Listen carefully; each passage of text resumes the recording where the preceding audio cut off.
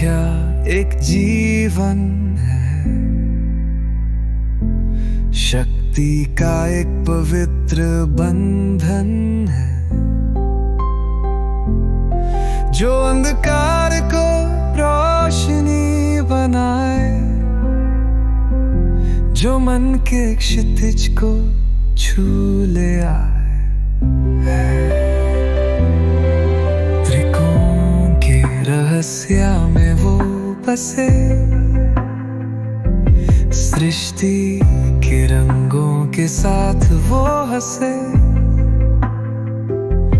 प्रकृति के हर आंसू को समेटे, अपनी दया से संसार को मेटे। माँ कामाख्या तेरी महिमा पार है, तेरा चमत्कार संसार के पार है, तेरी दया से जीवन खिलता जाए,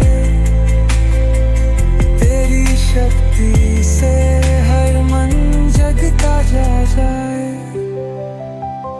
जो ना समझा उसे राह दिखाए, तेरे चरणों में दुनिया दिखाए,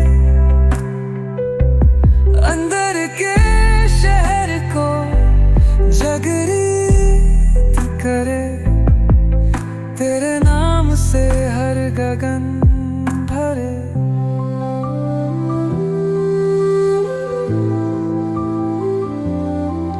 गुफाओं के गीत हैं तुझसे जुड़े, मंत्राओं के संग है तू अपने वदे, जो असंभव